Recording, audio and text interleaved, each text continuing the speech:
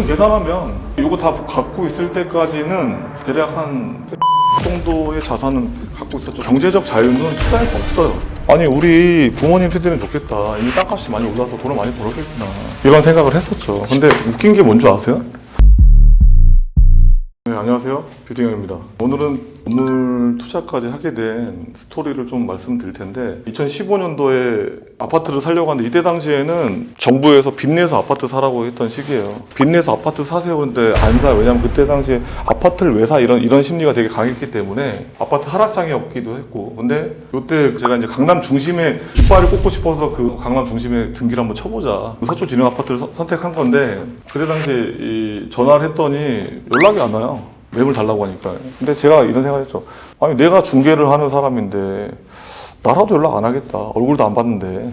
그래서 찾아가서 이제 바로 가격금 쏠 수 있습니다. 좋은 거 있으면 알려주세요. 그러고 나서 그 주말에 연락 와서 그냥 보고 나와서 그냥 매도인 바로 불러달라고 했어요. 근데 인천에서 오는데 한 3시간 걸린다고 해서 기다려서 계약을 했습니다. 그냥 뭐 그랬던 것 같아요. 근데 잘 샀죠. 네. 잘 사서 지금은 뭐 많이 올랐죠. 그때 9억 7천에 샀는데 지금 뭐 한 28억 정도 하니까. 네, 지금 재건축 정비 계획은 통과해서 지금 재건축 밟고 있어요. 이제 저는 이제 30평대를 샀는데 지금은 이제 재건축할 때 50평대를 좀 신청했어요. 근데 분담금이 뭐 한 10억 조금 넘었던 것 같은데. 왜냐면 지금 앞으로 갈수록 제가 이제 부동산 하지만은 중심지의 큰 평형대 가격은 좀 더 오를 것 같기도 하고 그리고 30평짜리보다 이게 낫잖아요, 어차피. 그때 당시 재건축 아파트를 샀던 이유가 뭐냐면 그 부동산 사장님이 여자분이셨는데 저희 재건축이 언제쯤 돼요? 그랬더니 5년이면 된다는 거야. 근데 지금 2015년도에 샀다고 했잖아요. 지금 10년 지났어요. 그러니까 이게 쉽지가 않아요. 그래서 재건축이 쉽지 않다는 거를 꼭 알아야 되고 내가 많이 늙어서 입주할 수도 있다는 생각을 하고 사야 돼요, 재건축은. 아시지만 이때 이후로부터 아파트 가격이 상승하기 시작합니다. 그래서 이제 투자 얘기로 들어갈게요. 이제 제가 아까 2015년도에 9.7억에 아파트를 샀죠. 저도 빌딩 중개를 하지만 첫 투자는 집이었어요, 아파트. 가만히 있으니까 오르더라고요. 내가 빌딩 중개를 하니까 빌딩을 사야겠다. 꼬마 빌딩. 그래서 2017년도에 강북에 있는 강북 대학가 상권에 건물 사죠. 이제 그때 당시 27.9억. 28억에서 1,000만 원 깎았어요. 근데 여기 취득세까지 하면은 29억이 원가인데 제가 이걸 사면서 느꼈던 거죠. 이제 물론 오르긴 했어요. 오르긴 했는데 많이 안 올랐는데 왜 그러냐면 이제 코로나 때 대학가 상권이 많이 망가졌잖아요. 그런 것도 좀 있고 좀 자영업자들이 힘드니까 대학가 상권이 코로나 때 많이 주춤하게 됐죠. 코로나 겪기 전에 이제 이런 계획을 세웠었죠. 2015년도에 법인을 만들었어요. 이 가족법인을 왜 만들었냐면 법인으로 나중에 강남에 건물을 사자. 네, 이 계획이 저의 장기 계획 목표에 항상 있었습니다. 2020년도에 5년 되면 건물 사자. 그래서 5년 될 때까지 돈을 모자. 그래서 법인에다 돈을 한 10몇 억 모았어요. 근데 왜 이렇게 많이 못 모았지 생각해보니까 아이들 키우고 뭐 집 사고 뭐 계속 투자를 했잖아요, 이렇게. 계속 투자하고 뭐 이러다 보니까 2020년도에 강남 신사동에 건물을 샀죠. 46억 7천. 근데 이것도 원래 매도인은 45억에 내놨었는데 계약하자고 만났더니 48억을 달라고 하는 거예요. 근데 제가 그냥 중간선에서 마무리하자 그래서 46억 7천에 썼는데 원래 처음에 알던 가격보다 1억 7천 정도 더 주고 샀죠. 근데 제가 왜 더 주고 샀냐면 물건을 제가 계속 보다 보니까 얘를 조금만 더 주고 사는 게 오히려 다른 거 찾는 것보다 이득이라고 생각했어요. 네, 그래서 샀죠. 그러니까 중개사도 상황에 따라 더 주고 살 수도 있다는 거를 알고 계셔야 될 것 같고. 근데 2020년도에 무슨 일이 있었죠? 코로나가 있었죠. 이때 당시 코로나 터지고 나서 집합금지다 뭐다 사람들 못 돌아다니게 하니까 상가 건물 다 망한다 막 이랬었어요. 근데 그때 제가 이걸 산 거예요. 네, 그래서 제가 6월에 잔금했는데 제가 살 때쯤에 이미 심리가 바뀌었죠. 금리가 너무 떨어지니까 사람들이 막 사기 시작하는 거 이제.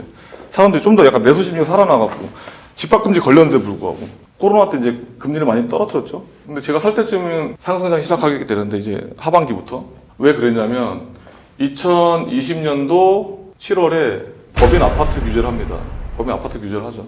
이제 법인 아파트 규제를 하니까 부동산 투자를 못 하시는 이제 아파트 투자하시는 분들도 이제 건물로 넘어오는 거예요. 상대적으로 대출이 편한. 예, 그러다 보니까 이제 이게 21년도부터 폭발한 거죠. 어떻게 보면 타이밍이 좋았고 운도 좋았는데 어쨌든 저는 이제 제 계획대로 간 거예요. 예. 그래서 요거는 이제 신사동의 건물은 2023년도에 100억에 팔았습니다. 이때 뭐 제가 대수성까지 했었거든요. 그래서 공사비까지 해서 한 60억인데 그러니까 40억이 남은 거죠. 이제 물론 이제 법인세를 내야겠지만 얘는 팔 건데 플러스 10억 정도 되지 않았을까?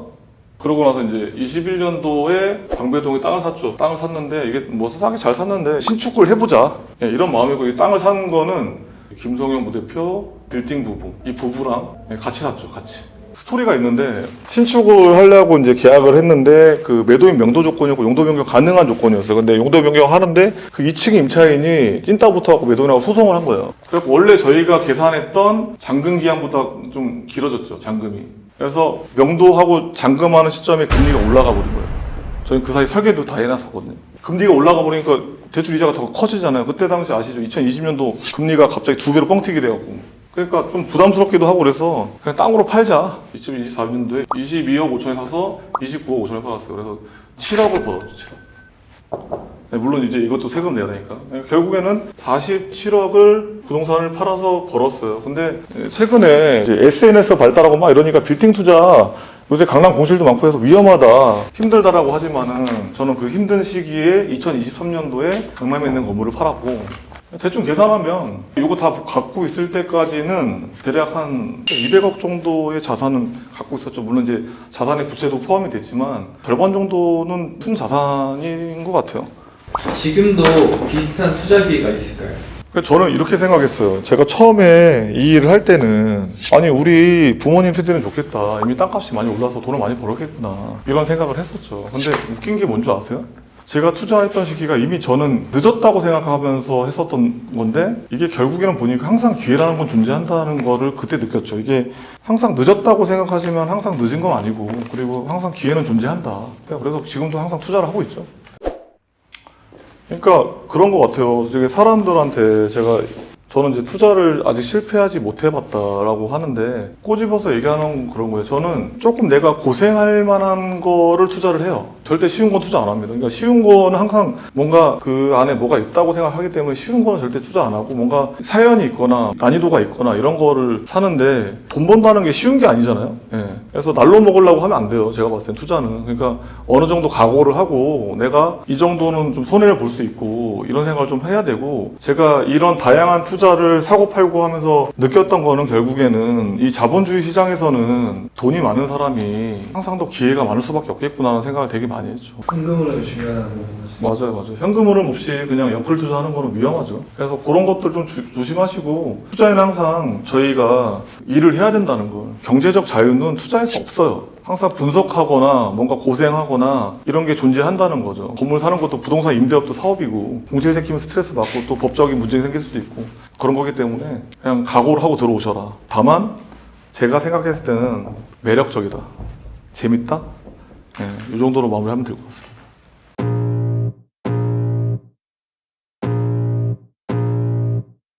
I can feel the blood creeping up from the heathens. Got will, got fight, got pride, got reason. If they wanna go eat, then you know I'm gon' feed them. If you're coming for